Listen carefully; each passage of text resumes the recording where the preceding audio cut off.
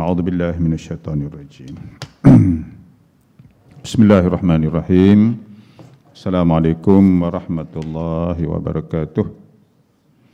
Innal hamdalillah nahmaduhu wa nasta'inuhu wa nastaghfiruh wa na'udzu billahi min syururi anfusina wa min sayyiati a'malina may yahdihillahu fala mudilla lahu wa man yudlil fala hadiya lahu.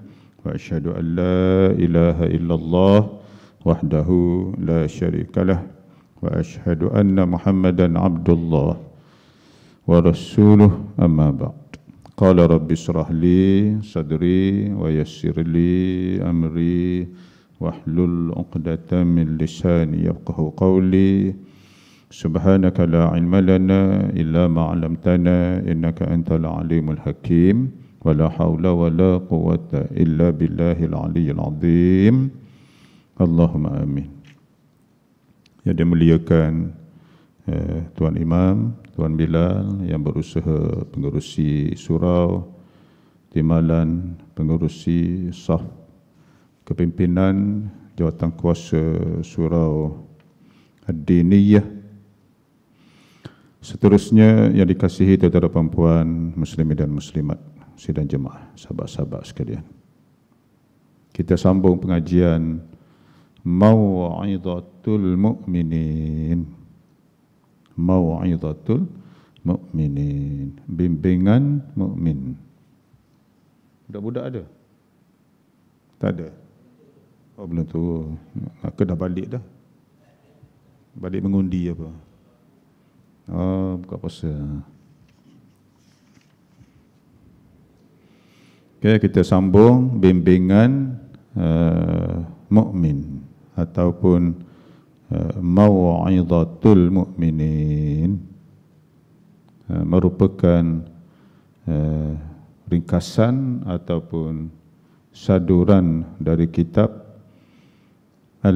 kitab Ihya'u Ulumiddin, diringkaskan oleh Asy-Syaikh Jamaluddin Al-Qasimi rahimahullah. Kita masuk bab baru. Bab baru. Sebelum ni bab keburukan dunia. Bab keburukan dunia. Kita dah sentuh dah mengenai dunia itu beberapa benda sahaja. Di dalam dunia ini ataupun makhluk Allah itu 3 benda. Benda yang bersifat ma'dan ataupun ma'adin, benda galian, benda logam. Yang kedua bersifat tumbuh-tumbuhan, segala bentuk tumbuh-tumbuhan. Dan yang ketiga hayawan. Hayawan ini termasuklah binatang dan juga manusia. Itu hayawan. Binatang pula berbagai-bagai jenisnya, manusia pun sama juga. Jadi itu berhubung dengan dunia. Jadi urusan kita bila sebut dunia berurus dengan 3 kategori itu. Sikit sahaja. Berurus dengan 3 kategori itu. Dengan arti kalau tersilap urusnya, mengundang murka Allah. Kalau betul cara pengurusan sebagaimana mengikut panduan Nabi SAW, boleh menjana kasih dan juga cinta Allah, dapat pahala. Padahal 3 kategori saja, tapi besar kesannya ya kepada kita. Jadi tajuk bab yang seterusnya berkaitan dengan bakhil dan harta benda. Mana berkaitan dengan dunia tadi. Apabila seseorang diuji oleh Allah Subhanahu wa taala dengan kebendaan,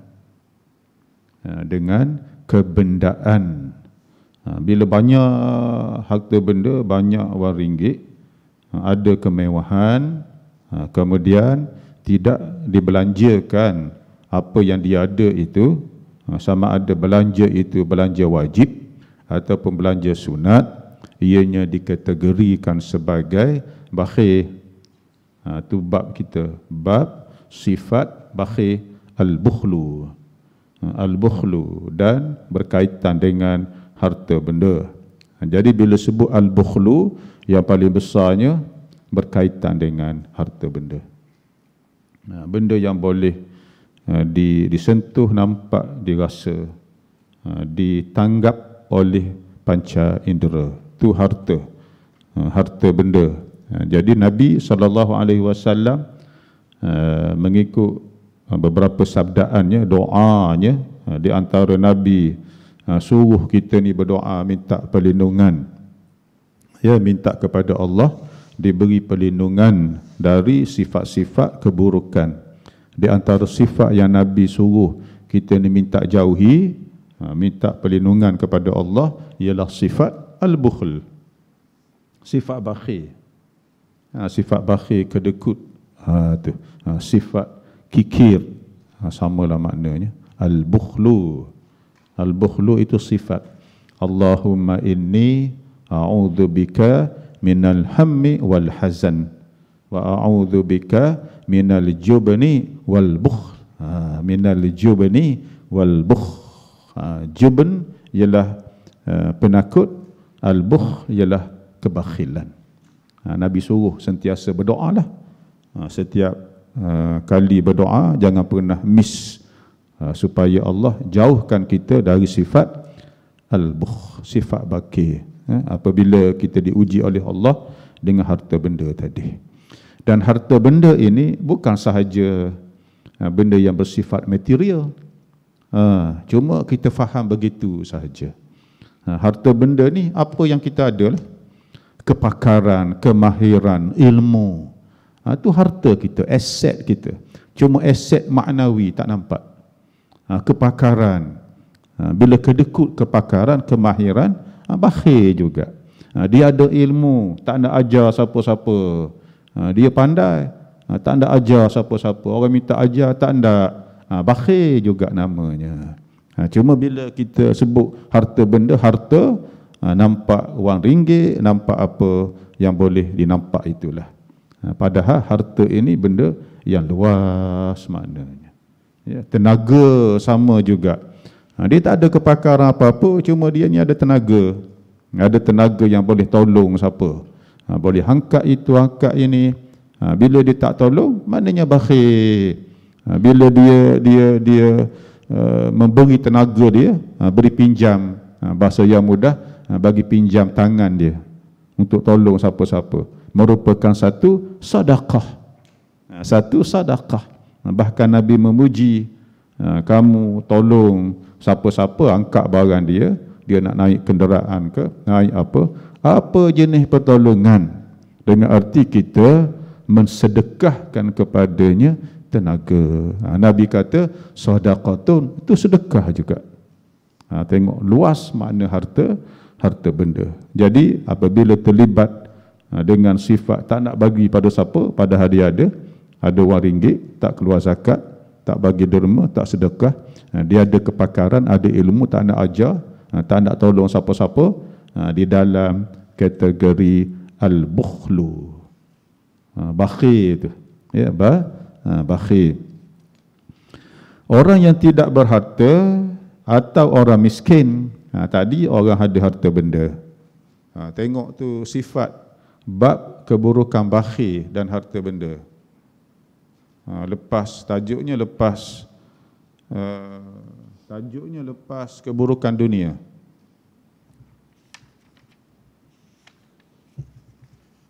Jumpa. Tengok bahagian isi kandungan tu. Cari keburukan dunia, lepas keburukan dunia tu sifat bakhil. Sifat bakhil dan juga harta benda. Jumpa? Okey, bagus. Muka surat berapa? 185. 185. Pasal kitab tu tak sama dengan saya punya lah. Yang saya, yang tu 185 sama. Yang tu kitab apa? Berapa? 515. 515. Yang tu tak sama tu. Yang tu samalah. Kitab lama ni. tak ni sama? 185 betul lah. Yang ni 515. Jadi mereka yang tidak ada harta benda, mana lagi? Ramai ke ni ada semua? Ada lagi atas sana? Ke tak ada dah? Semua datang semua dah?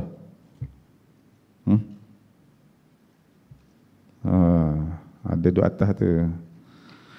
Tadi orang yang ada harta benda. Bagaimana jika seseorang tak ada harta benda ataupun miskin? Miskin. Bila kita belajar bab harta benda, belajar bab sedekah, belajar bab zakat, kita akan jumpa banyak perkataan fakir, miskin. Bab harta benda je, sifat pemurah je, sifat bakhil je. Bab sedekah, bab membantu siapa-siapa, akan jumpalah banyak perkataan fakir, miskin. Jadi orang miskin ini, ada kalanya di kalangan mereka ini Allah beri sifat qanaah. Qanaah ni dia rasa yang dia ada ini alhamdulillah. Yang ada pun alhamdulillah, boleh makan, boleh minum, tak menyusahkan siapa-siapa. Walaupun tengok orang lebih daripada dia alhamdulillah. Itu namanya qanaah. Sifat qanaah ini anugerah Allah Ta'ala. Orang kaya pun tak ada qanaah, dia semua ada, nak lagi. Dah jutawan dah, nak lagi, double jutawan. Dah double jutawan, nak lagi, triple jutawan. Itu pasal apa? Tidak ada sifat qanaah. Orang miskin ada sifat qanaah, dia tak perlu siapa-siapa. Dia tak rasa dia ni rendah diri, rasa hina diri. Pasal apa? Dia boleh makan cukup apa dah. Tak adalah kebuluran siapa tak makan 5-6 hari, tak ada. Puas hati. Sifat qanaah itu nak mudah faham, di antara maknanya sifat ridha. Sifat ridha itu qanaah. Itu anugerah Allah Ta'ala. Orang kaya pun bukan semua ada sifat qanaah. Ada tu dia ada sifat makin kaya makin tamak, makin kaya makin tamak, makin kaya makin tamak. Sehingga kan harta benda yang duduk dalam poket orang fakir miskin pun dia nak ambil kalau boleh. Padahal dia tu nak makan apa boleh makan, nak pergi mana boleh pergi, nak buat apa boleh buat. Tapi harta benda, duit yang duduk dalam poket orang miskin pun kalau boleh dia nak sedut, dia nak sedut. Itu sifat tamak. Sifat tamak walaupun dia dah kaya raya. Sebab itulah sifat qanaah ini adalah anugerah. Adalah apa dia? Anugerah di sisi Allah Subhanahu wa taala. Bila ada sifat qanaah, di hati itu akan jadi seronok. Tidak ada bimbang, tak ada apa. Bimbang ini namanya al-qalaq. Rasa bimbang, rasa cemas, tak ada. Takut bulan depan nak makan apa bulan depan. Itu namanya cemas. Jadi orang ada qanaah, anugerah yang besar di sisi Allah. Yakni menerima apa yang ada sambil berusaha. Bukan maknanya dia tak bekerja, dia berusaha. Kerana mencari yang halal itu adalah kewajipan. Kita nak makan, nak minum, bukan kita nak minta dengan siapa-siapa. Bukan dia panggil at-tasawwul. At-tasawwul ini mengemis. Bukan itu yang Nabi ajar. Nabi ajar suruh bekerja. Suruh bekerja. Nabi SAW pernah bersalam, berjabat tangan dengan salah seorang lelaki. Tangan orang tu kasar, tangan orang tu. Nabi kata, aku suka orang tadi. Pasal apa? Dia ni kuat bekerja. Kasar tangan. Nisbah zaman dulu. Zaman dulu kerja jenis apa? Membanting tulang begitu. Tangan kasar lah, duk pegang apa tu. Sekarang ni mungkin kerja tak payah pegang pen saja, duk tekan komputer saja. Tangan tu lembut saja. Bukan maknanya Nabi tak suka. Yang Nabi sukanya rajin bekerja. Bukan Nabi suka tangan kasar tu. Nabi suka sifat rajin itu.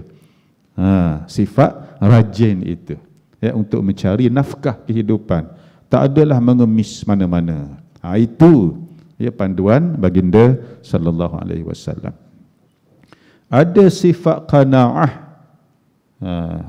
Sambil berusaha memperolehinya, mencari rezeki Allah Ta'ala.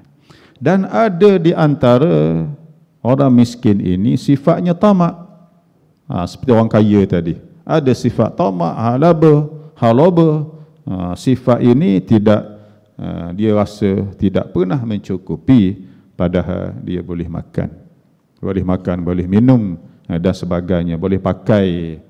Bila ada sifat tamak, orang miskin sifat tamak, ketika itulah mungkin dia tanpa segan silu untuk buat benda-benda yang menyalahi agama. Mencuri, mungkin berlaku. Mencuri, kemudian merompak ke, seluk saku ke, menipu ke. Kalau dia kata dia miskin, dia buat jualan umpamanya, dia boleh tipu dari segi timbangan. Dia campur benda yang elok dengan benda yang tak elok, kemudian declare sebagai grade A, padahal dia campur grade A dengan grade C, grade D, beras ke apa ke, kemudian jual dengan harga grade A. Tipu itu berpunca daripada sifat tamak, nak untung cepat.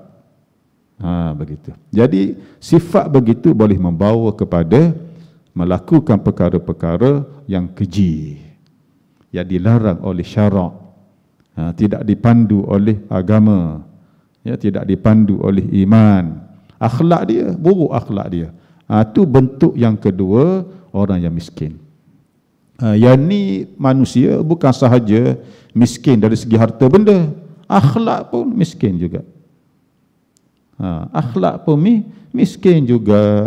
Jadi kita bimbang, ya, na'udzubillahi min dzalik, miskin atas dunia, bangkit di akhirat miskin juga, tak ada pahala, tak ada apa. Pasal apa duk tipu orang? Duk ambil harta orang. Jadi itulah amaran Nabi SAW berhubung dengan sifat muflis. Muflis. Nabi tanya, atadruna man muflis? Kamu tahu ke tidak siapa yang muflis? Sahabat pun katalah, jawablah, muflis ni tak ada harta benda, wala dinar, wala dirham, tak adalah duit, wang ringgit pun tak ada. Muflis. Nabi kata bukan. Muflis ni orang tu bangkit di akhirat, bawa pahala apa tu, pahala sembahyang, pahala apa. Kemudian masuk mahkamah, dia ada banyak kes. Dia ambil orang kawan tu, tumpah darah kawan tu, tipu kawan tu, cerca kawan tu, menjatuhkan maruah kawan tu, dia pun bayar. Tak selesai kes. Bayar dengan pahala orang tu tadi kepada mangsa-mangsa umpatan dia, mangsa-mangsa penipuannya. Dia bayar dengan pahala. Bayar, akhirnya tak ada apa dah, pahala habis dah. Tengok kes, banyak lagi kes yang kena bayar. Last kali buat apa? Dia sedut dosa kawan tu pula. Akhirnya dia tak ada kebaikan langsung, duk tanggung dosa orang. Akhirnya na'udzubillah min dzalik, diseret ke dalam neraka. Itu muflis. Takut kita miskin atas dunia, ya, na'udzubillah min dzalik, bangkit di akhirat miskin juga, tak ada pahala, muflis. Jadi orang miskin ini apabila diberi sifat al-qanaah, itulah anugerah yang besar di sisi Allah Subhanahu wa taala. Dan ada yang bersifat tamak. Yang bersifat tamak iaitulah berkeinginan untuk memiliki hak orang lain, dan ada kalanya berusaha keras dan bekerja bersungguh-sungguh. Sifat tamak itu, bekerja bersungguh-sungguh untuk mencapai apa yang dia hendak. Maknanya dia hendak, tak pernah cukup. Kerja siang malam, pagi petang, sehingga lupa tanggungjawab dia kepada Allah Subhanahu wa taala. Lupa bila sembahyang subuh, bila sembahyang zuhur, bila sembahyang asar. Belum subuh lagi dah keluar dah. Bila dia solat? Maghrib tak balik lagi. Jalan pula jam. Kira solat atas kereta niat, solat niat je. Solat niat. Kalau ada orang boleh hajar pada dia, boleh kita solat niat. Seronoklah dia. Seronoklah dia. Mana solat maghribnya? Mana? Sampai rumah dah penat dah, tidur. Nak bangun pagi esok pula pukul 3 pagi. Ini dipengaruhi oleh sifat tamak. Tapi akhirnya tak kaya-kaya juga. Tidak ada keberkatan. Tidak ada keberkatan. Keberkatan dari segi rezekinya tak ada, berkat dari segi keluarganya pun tak ada. Pasal apa? Tidak solat, macam mana nak berkat rezekinya? Pendidikan kepada anak-anak pun jauh sekali. Bila dia nak tengok muka anak dia? Balik rumah kara, anak dah tidur dah. Dia keluar pagi, anak masih tidur. Bila nak ada pendidikan begitu? Jadi keluarga tidak berkat. Sebab itulah sifat qanaah ini anugerah yang Allah campak kepada hamba-Nya yang terpilih. Bukan mudah, ya sifat qanaah. Tujuan asalnya orang yang tamak ini agar mendapat harta yang diidamkannya dengan apa jua cara sekalipun. Apa jua cara sekalipun ini maknanya walaupun halal haram tak ada dalam kamus kehidupan dia.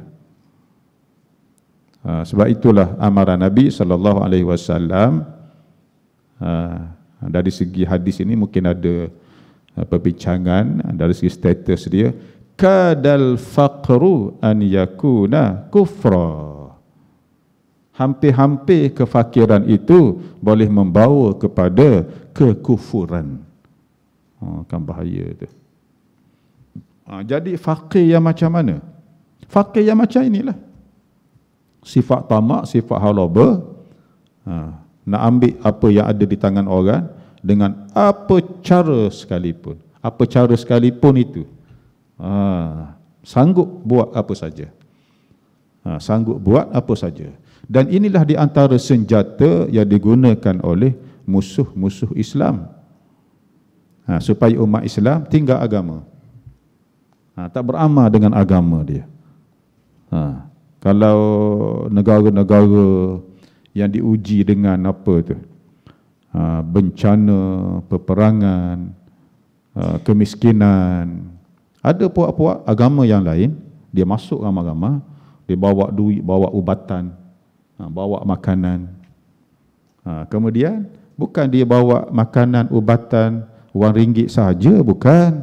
Dibawa sekali dengan mission dia.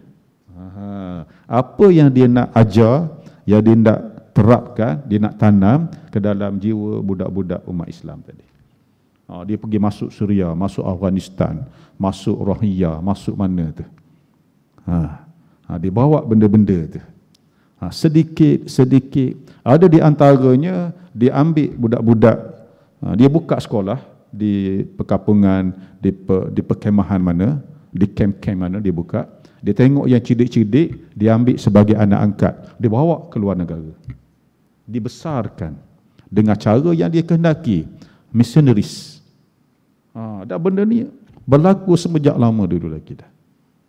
Dia buka kelah-kelah di kamp-kamp pelarian, dia tengok mana budak yang cerdik, dia ambil sebagai anak angkat. Itu yang dilakukan oleh mereka.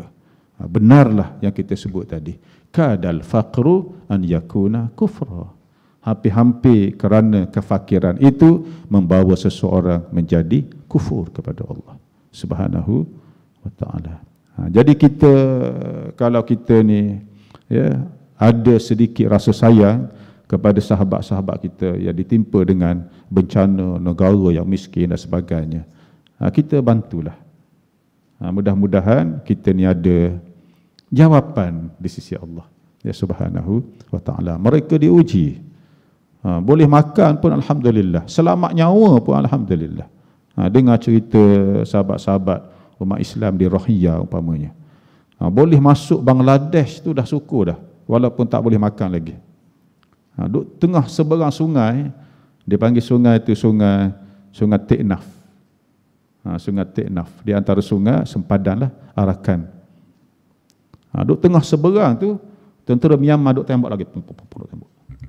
Sampai ke sana tu, alhamdulillah selamat. Tak fikir makan minum. Lama 2-3 hari baru ingat, oh aku tak makan 2-3 hari dah. Syukur nyawa selamat. Pergilah mandi camp pelarian Rohingya di Bangladesh. Hampir 2 juta. Tu. Yang dilaporkannya hampir 1 juta.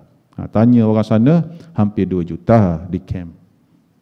Dengan kesesakannya. Yang tu dalam camp, yang di luar tu duduk dalam kampung-kampung orang tu. Diuji begitu oleh Allah ya subhanahu wa ta'ala. Ya.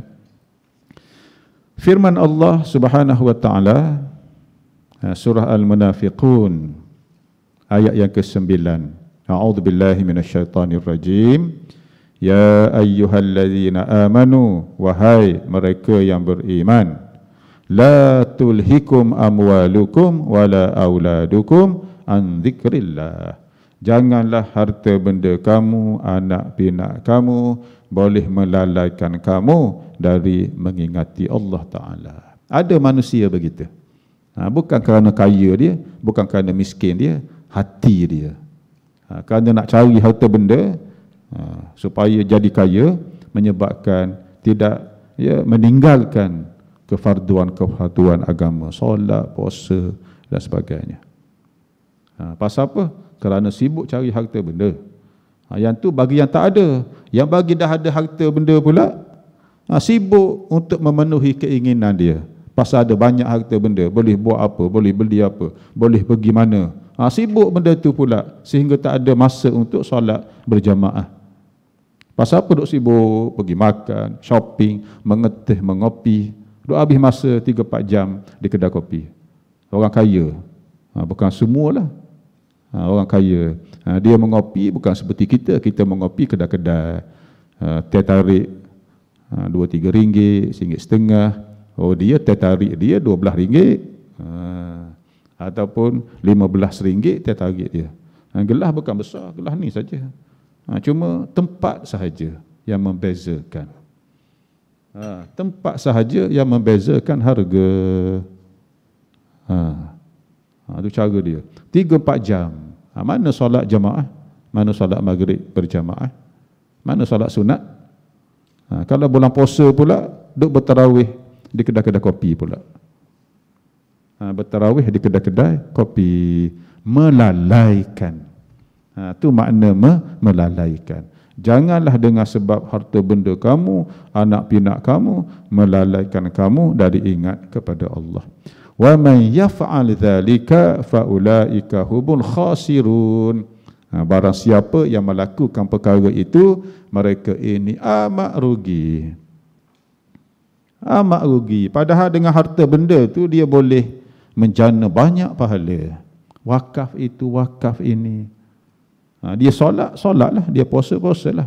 Tapi dia boleh memberi tambahan kepada amal ibadat dia dengan menggunakan harta benda dia. Dengan menggunakan harta benda. Ini kelebihan orang yang berada, orang kaya. Orang miskin, dia nak wakaf apa? Nak beli kapek surau, nak buat masjid, nak buat surau. Dia tak ada duit, nak wakaf apa? Tapi orang kaya, dia boleh wakaf itu, kapek masjid, buat masjid, kipas, buat apalah yang berkaitan dengan wakaf. Dan pahala wakaf ini, dia berkekalan sampai bila-bila selagi benda tu ada. Kita duk solat tadi, duk baca Quran, dapat pahala, full stop. Habis baca Quran dapat pahala, full stop. Tapi pahala wakaf ini tak ada full stop. Tak ada full stop. Surau ni, masjid ni, selagi orang duk atas kapek kita guna solat apa, mungkin seseorang tu pewakafnya dah meninggal puluhan tahun dah, pahala tetap mengalir, top up masuk dalam akaun dia. Itu pahala wakaf. Jadi orang kaya ni, di situ kelebihan dia. Di situ kelebihan dia.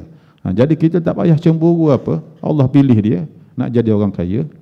Dia pun membelanjakan fi sabilillah. Lalu pahala dia pun walaupun dah mati berapa ratus tahun, berapa puluh tahun, berapa belah tahun dah mati, pahalanya tetap mengalir. Yang wakaf tanah ni umpamanya, tanah untuk masjid surau.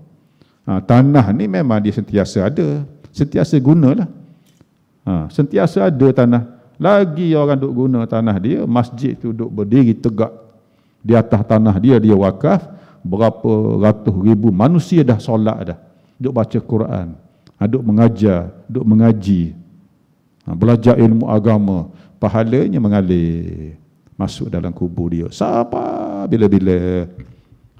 Tu ya, di antara apa, di antara yang kita sentuh hadis sebelum ni, di antara 3 benda yang sumber pahalanya tidak pernah terputus, aliran pahalanya tidak pernah terputus. Yang lain putus pahala. Bila habis buat, nuqtah, dapat pahala. Buat yang lain pula, baru dapat pahala.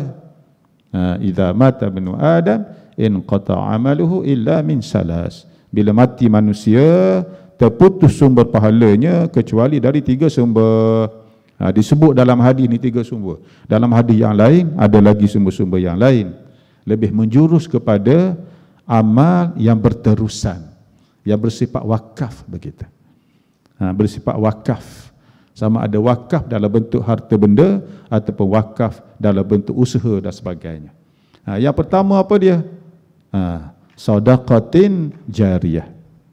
Sedekah jariah inilah wakaf, walaupun kecil. Beli selipar satu letak di masjid. Dengan ada selipar itu, kaki orang pun bersih, terjaga. Setiap kali orang pakai selipar dia dapat pahala. Yang macam kapit ni lah, duduk orang dapat pahala. Itu sedekah jariah, mengalir sampai bila-bila. Dia buat jalan raya, buat hospital, apalah untuk kemudahan orang awam. Untuk kemudahan orang awam, orang semua boleh guna. Di waktu teduhan, orang berteduh, wakaf. Zaman dulu di kampung, zaman dulu kalau buat tempat orang teduh, orang tunggu bah ke, tempat orang teduh ada atap, hujan panas, boleh berlindung. Bangunan itu orang panggil wakaf. Orang panggil bangunan tu. Orang panggil bangunan tu apa? Wakaf.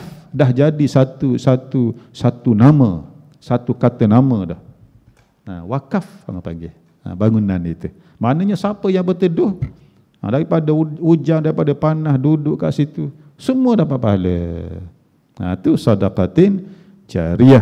Dan yang kedua sebagai pelengkap hadis, wa ilmin yuntafa'u bihi wa waladin salihin yad'ulah.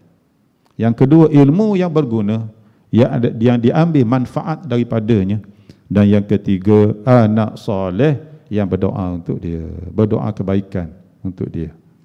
Ni 3 benda ni perbanyakkan ketika hidup.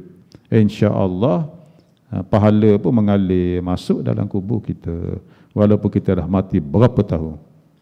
Mati sentiasa di top up. Pahala solat tak ada dah, pasal dalam kubur mana duduk solatnya. Pahala puasa pun tak ada lah, puasa pun habis Ramadan habis. Kecuali puasa sunat pula, dapat pahala pula. Kemudian nuqtah, titik, besok pula kalau puasa dapat pula. Tapi sedekah jariah, pahala jariah mengalir sampai bila-bila. Yang kedua tadi apa? Ilmu yang diambil manfaat. Dia ada satu bentuk wakaf dipanggil wakaf ilmu. Wakaf ilmu. Di antara bentuk wakaf ilmu, kita menaja mana-mana budak-budak yang belajar. Bila kita menaja makan, minum dia, yuran dia apa, setiap kali dia baca Quran, dia belajar, dia mengamalkan dengan amalan dia, pahala juga mengalir masuk ke dalam akaun pahala kita. Itu dia panggil wakaf ilmu. Dia wakaf mana-mana kitab untuk budak belajar. Kadang-kadang Quran banyak sangat di masjid surau, tak terbaca. Beratus-ratus Quran yang hadir, solat berjemaah masjid surau tak sampai ratus-ratus. Menyebabkan Al-Quran terbiar, disusun cantik dalam almari. Bukan tak boleh, tapi tak ada orang nak guna. Paling tinggi guna pun dalam 2-40 buah saja mushaf. Yang ratus-ratus tu simpan kunci kemah. Ada tu kunci pun ada. Jadi lebih bermanfaatnya, bukan tak boleh wakaf Quran, lebih bermanfaatnya diwakafkan kitab-kitab untuk budak belajar. Budak guna, budak baca, budak study, nak exam lagi baca, buat rekasan. Yang tu budak akan guna.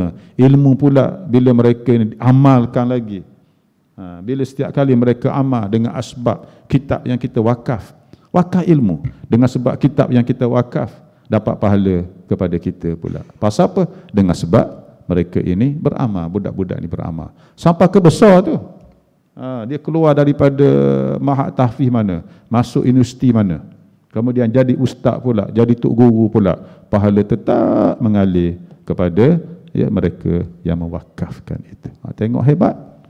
Jadi sepatutnya harta yang kita ada tadi tidak menjauhkan kita daripada Allah, tetapi sebaliknya mendekatkan kita kepada Allah Subhanahu wa taala. Anugerah Allah. Kaya ni bukan semua orang boleh kaya. Bila kita ada harta benda, rezeki, manfaatkan sebagai bekalan untuk kita bertemu Allah Subhanahu wa taala. Firman Allah dalam surah At-Taghabun ayat 15. Innama amwalukum wa auladukum fitnah. Hanya sahaja apa yang kamu ada, harta benda yang kamu miliki, anak pinak, boleh menjadi satu fitnah kepada kamu, satu ujian. Satu ujian, maknanya ada kalanya kamu ni lulus, ada kalanya tersungkur. Itu fitnah. Dengan sebab harta benda tersungkur kamu, dengan sebab harta benda lulus kamu, berjaya kamu. Satu bentuk fitnah. Jadi bila begitu, mana kena berhati-hati dengan anugerah Allah. Wallahu indahu ajrun azim. Dan Allah itu di sisinya pahala yang amat besar di sisi Allah. Jadi apa yang dibelanjakan itu, Allah akan bayar yang lebih besar berbanding itu. Secara umumnya gandaan amalan yang kita lakukan, baik amal yang bersifat sembahyang ke, puasa, baca Quran, ataupun amal yang bersifat amal mali, bersifat harta benda, sedekah, zakat, beri derma, beri makan siapa-siapa tu. Mana amal yang bersifat mali, berkaitan dengan harta benda, paling kurangnya diganda 10. Paling kurang diganda 10. Al-hasanatu bi'ashri amthaliha. Satu kebaikan, kebajikan diganda 10 kali ganda. Kita beri RM1, Allah beri bayar balik RM10 paling kurang. Tak ada atas dunia ni orang boleh pergi sampai begitu. Dan tidak terhenti, sekadar 10 kali ganda sahaja, tak terhenti sekadar tu. Boleh jadi lebih daripada itu. Ila 700 dha'f. Mungkin lebih daripada berapa? 700 kali ganda. Di sisi Allah Subhanahu wa taala. Pasal apa? Allah dah buat pengisytiharan dah, declaration dah. Di sisinya ganjaran yang maha besar, yang maha hebat. Tidak terjangka kita ke pemurahan, sifat al-karam, karimnya Allah Subhanahu wa taala. Firman Allah dalam surah Al-Alaq, kalla innal insana la yatgha ar-ra'ahu istaghna. Sesungguhnya manusia ini suka melakukan perkara-perkara yang melampaui batas. Maknanya deraka kepada Allah, dengan sebab ia melihat dirinya sudah cukup apa yang dikehendakinya. Aku tak perlu siapa-siapa dah. Tak perlu siapa-siapa dah, tak perlu kawan dengan siapa, tak perlu jumpa siapa. Pasal apa? Dia fikir orang jumpa dengan dia itu semua nak minta derma dengan dia. Itu satu bentuk juga. Jumpa siapa-siapa nak bersalam je dengan dia. Dia pun tak agak-agak nak ulur tangan. Kan bersalam, kan lepas dia cakap, oh bang, saya ni ada masalah, tak ada tiket nak balik Kubang Pasu, nak mengundi ni bang. Tengok tipu. Pasal dia dengar begitu ceritanya. Jadi dia seperti takut, skeptikal begitu. Takut. Padahal kawan tu nak bersalam saja, nak bagi assalamualaikum saja. Nampak? Dia punya takut itu dah lain dah. Dia tak perlu kawan dengan siapa, tak perlu jumpa siapa. Takut orang yang jumpa tu nak harta benda dia. Pasal masyarakat dah begitu dah. Jahatnya manusia sampai begitu. Kitanya disuruh oleh Allah supaya bersangka baik, husnuzan. Jangan banyak bersangka-sangka. Jangan banyak bersangka-sangka, jangan banyak berprejudis. Kita sangka baik ini satu nikmat yang besar. Sifat Allah bagi kita ni baik, sangka baik, satu nikmat yang besar. Husnuzan itu ada pahala husnuzan. Inna ba'da dhanni ithmun. Sesungguhnya sebahagian sangka itu dosa. Itulah sangka yang mana? Sangka jahat dosa. Bila bersangka baik, pahala. Bila bersangka baik, pahala anugerah Allah ya subhanahu wa ta'ala. Jangan banyak bersangka-sangka yang jahat begitu, prejudis. Bersangka baiklah, mudah-mudahan ya kita juga akan disangka baik ya oleh siapa-siapa juga. Dunia ni Allah jadikan maha adil. Sifat itu ya yang perlu ada di dalam jiwa kita. Firman Allah dalam surat At-Takatsur, Alhaakumut takatsur. Ayat yang pertama sekali Allah dah beri amaran dah. Alhaakumut takatsur. Kerana berlomba-lomba membanyakkan harta benda melalaikan kamu. Berlomba-lomba siapa paling besar, siapa paling banyak. Sifat tidak ada sifat qanaah itu menyebabkan kamu lalai dari menjalankan tanggungjawab kamu sebagai hamba Allah Subhanahu wa taala. Sifat itu yang dikeji oleh Allah Subhanahu wa taala. Sabda Nabi sabda Nabi sallallahu alaihi wasallam, ta'isa abdud dinar wa ta'isa abdud dirham, ta'isa walan ta'asha wa idza syika falan taqasha. Sungguh celakalah hamba dinar dan sungguh celakalah hamba dirham. Maknanya celakalah hamba kepada wang ringgit. Itu maksudnya. Sebut dinar dirham, orang tak faham. Jadi celakalah hamba kepada wang ringgit. Itu. Dan mereka ini celakalah dia dan tidak ada tolong lagi.